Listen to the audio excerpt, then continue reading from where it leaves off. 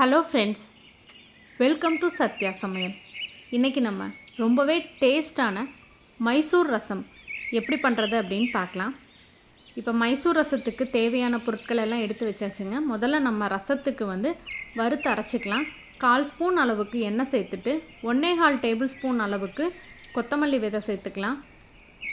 லேசாக ஒரு வாட்டி வதக்கி விட்டுட்டு இதில் 1.5 டீஸ்பூன் அளவுக்கு கடலைப்பருப்பு சேர்த்துக்கலாம். 10 போல் மிளகு, சின்னதாக ஒரு துண்டு கட்டி பெருங்காயம். காரத்துக்கு காஷ்மீரி மிளகாய் 2லேருந்து 3 சேர்த்துக்கோங்க. இது காஷ்மீரி மிளகாய் இல்லைன்னா பேடிகை மிளகான்னு சொல்லுவாங்க. இந்த மிளகாய் தான் மைசூர் ரசத்துக்கு நல்ல ஒரு கலர் கொடுக்கும். இது இல்லைனாலும் பரவாயில்ல, சாதாரண மிளகாய் சேர்த்துக்கோங்க.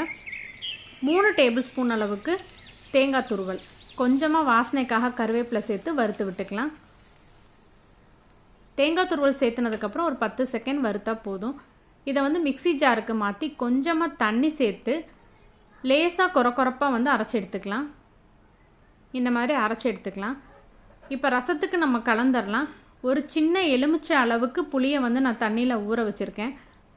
புளியை முதல்ல கரைச்சிட்டு பாத்திரத்தில் சேர்த்துக்கோங்க. ரசத்துக்கு எந்த அளவுக்கு தண்ணி தேவையோ அந்த அளவுக்கு சேர்த்துக்கோங்க.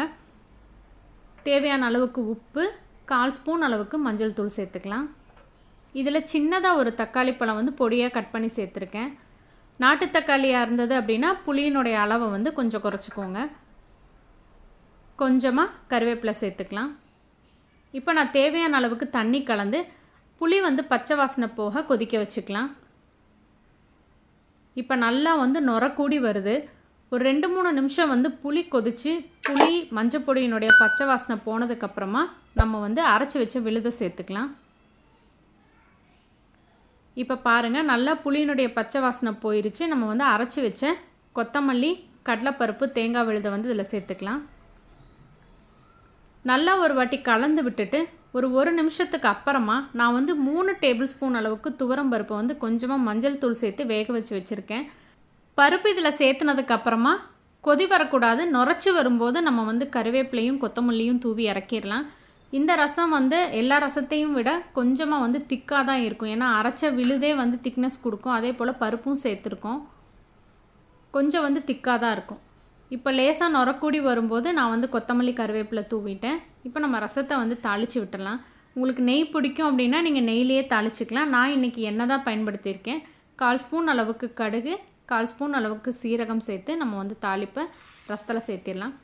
சூப்பரான டேஸ்டான இந்த மைசூர் ரசத்தை நீங்களும் உங்கள் வீட்டில் ட்ரை பண்ணி பாருங்கள். இந்த ரெசிபி உங்களுக்கு பிடிச்சிருந்தது அப்படின்னா மறக்காமல் உங்கள் ஃப்ரெண்ட்ஸ் எல்லாத்துக்கும் ஷேர் பண்ணுங்கள், லைக் பண்ணுங்கள், கமெண்ட் பண்ணுங்கள். மறக்காமல் நம்ம சேனலை சப்ஸ்கிரைப் பண்ணுங்கள். சுவையருந்திட சுவைத்து பாருங்கள். தேங்க்யூ.